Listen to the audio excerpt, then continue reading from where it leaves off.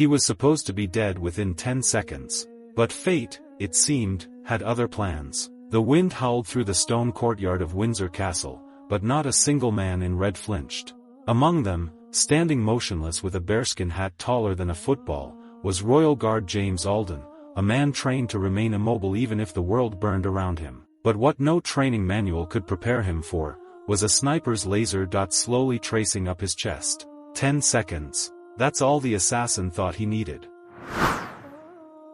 He blended in, even in daylight. To the tourists flooding the gates with cameras, Derek Martin was just another visitor with a tan overcoat, sunglasses, and a tattered DSLR camera.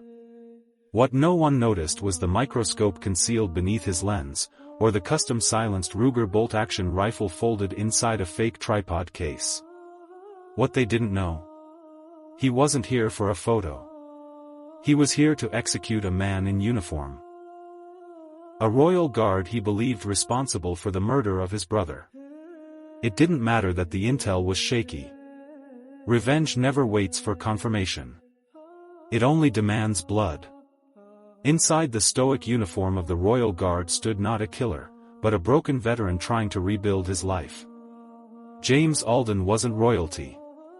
He wasn't even supposed to pass the selection. But life had tested him harder than any military obstacle course ever could. He had survived 3 deployments, a suicide attempt, and being paralyzed for 6 months. And now, every day he stood outside the castle, unmoving, not out of duty, but to remind himself he still could.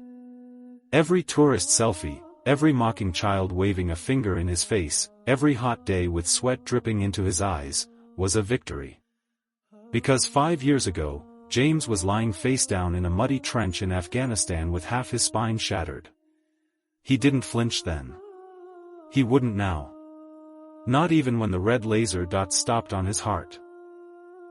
Through the scope, Derek adjusted his aim. His heart beat steadily, not out of malice, but grief.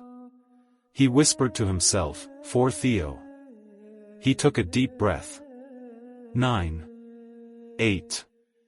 Suddenly, something strange happened. A little girl, no older than 6, ran toward the courtyard, holding a balloon that had slipped from her mother's grasp. Straight toward James. "Eva, stop," her mother cried. James turned his eyes, just his eyes, toward the child. A violation of protocol. But this wasn't about protocol anymore. This was about life. "Get back behind the rope, little one," he said gently, not breaking stance. The girl froze. The balloon floated upward. Derek's finger hovered. 7. 6. James glanced back at the tower across the courtyard. Something flashed. A glint. A reflection off glass. Training kicked in. He knew that reflection. It was a scope. What the public didn't know about the Royal Guards was that beneath the ceremonial silence lay warriors trained in close combat, threat detection, and emergency operations. Each guard had a panic signal, a barely noticeable hand movement that would trigger backup without alerting civilians. James flexed his pinky twice. In the security room, an officer watching through CCTV paused his coffee. "Redbird signal," he muttered. He hit the silent alarm. 4. 3. Derek's finger squeezed the trigger. The gun cracked, but silently. The bullet shot forward, aimed squarely at James' chest. But what happened next was not part of anyone's plan. At the very moment the bullet flew, James moved. Not to dodge. He dove forward, grabbing the child and spinning her behind his back. The bullet struck him, center mass. The courtyard erupted. Tourists screamed. The guards broke formation. A unit of armed response officers flooded in from the eastern entrance. And yet, James did not fall. Because beneath his uniform, James wore a ceramic trauma plate, modified from his old army gear. As medics rushed to him, James waved them off. "I'm not the one who needs help," he growled. "There's a shooter." He pointed to the tower. 6th floor. Red curtain.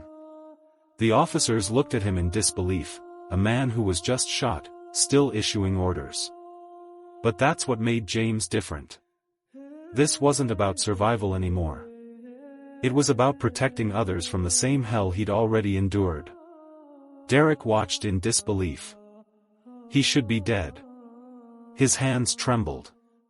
Not from fear, but confusion. Why had the man protected the child? Wasn't this the same soldier who ordered the airstrike on Theo's convoy? Suddenly, his earpiece crackled. Exit compromised. SWAT approaching. Derek had 10 seconds. 10 seconds, just like he gave James. Inside the stairwell, Derek fled downward. Officers raced up the steps. He tossed a flashbang and vanished through a side panel into a drainage corridor, mapped out weeks ago. But as he ran, he couldn't shake James' voice. "Get back behind the rope, little one." That wasn't the voice of a killer. That was the voice of a protector. And Derek's hands began to shake harder. Back at the barracks, James sat on the medic's table, being checked for concussion. "You took a sniper shot and saved a kid," one guard said in awe. But James was quiet. "You good, sir?" asked the medic. James looked up. "He aimed for me. But I don't think he wanted to kill me." The room went silent. That night, news channels buzzed. Royal Guard saves child amid courtyard shooting. Veteran turned Royal Guard stops assassination attempt. But none of them knew the real story. The real story was about a man who was once broken, and rebuilt himself not for glory, not for fame, but for service. And somewhere, in a dark room, Derek watched the news replay, unable to look away. Not from guilt, but from doubt. Had he just tried to kill the wrong man? Sometimes, the person you think is your enemy is the only one who ever truly understands your pain. The castle had gone silent. The crowds dispersed. The courtyard washed clean of chaos. But inside the West Wing's high-security interrogation room, two men sat face to face. One wore a red ceremonial coat, bullet-scuffed and blood-stained. The other, handcuffed to a steel chair, had shadows under his eyes darker than prison walls. James Alden, the Royal Guard. Derek Martin, the sniper who tried to end him. But no one expected James to request this meeting. Even the chief inspector raised a brow. "Are you sure?" James didn't blink. "I saw something in his eyes. He didn't miss. He chose not to kill me." "Why?" James asked, voice calm but unshakable. Derek looked away. "You already know why." "No. I want to hear it from you." Derek clenched his fists. "You were there. Kandahar, 2019. I lost my brother because of you." James's eyes narrowed. "Your brother was Theo Martin?" "Yes," Derek snapped. "And don't pretend you don't remember. The bombing. The airstrike. You called it in." James stood still for a moment. Then sat down slowly. "I remember that day better than I remember my own name. Kandahar, 2019. It had been a hellstorm of wrong intelligence, jammed radios, and broken lines of command. An outpost thought overrun. A convoy misidentified. James had called the airstrike. But what he didn't know, what no one told him, was that a group of friendly medics had rerouted to that outpost without authorization. Theo Martin was among them. James's voice cracked in the dimly lit room. "They didn't tell me about the reroute. If they had, I would have waited. I would have." He stopped, looked at the floor. Derek's lip quivered. "You should have checked again." James looked up. "You think I haven't replayed that call 1,000 times? You think I haven't begged God to take back that second?" James leaned forward, pulling up his sleeve. Derek blinked. There, tattooed on his arm, were 6 names. Not family. Not friends. Soldiers. Medics. Engineers. One of them, Theo Martin. I put their names here, James said, voice low. Because I carry them every day. Not just your brother. All of them. For a moment, silence filled the room like fog. Even the security camera stopped blinking. Only the truth remained. James sat back. I became a royal guard not to serve the crown. I didn't care about tourists or pomp. I joined because I wanted to stand somewhere that felt safe. Somewhere I could watch over people, where I could never make that mistake again. Derek stared. So why save me? James gave a half smile. Because it wasn't you I was trying to save. It was the next man who might try to carry that same weight you do. Before the conversation could continue, a knock tapped on the glass. The inspector stepped in. There's someone here who wants to speak to Mr. Martin. They both turned. And into the room walked the little girl with the balloon, now holding her mother's hand. Eva. The child James had saved. Her mother knelt beside Derek. Sir, she said gently. You almost took my daughter's hero from her. I don't know your story. But I know this, he didn't just save her life. He changed it. Derek looked at the girl. She stepped forward and whispered, "Thank you for not hurting him. He gave me my balloon back." Tears streamed down Derek's face. He finally understood. He wasn't the only one who lost something that day in Kandahar. But unlike him, James chose to build something out of it. Days passed.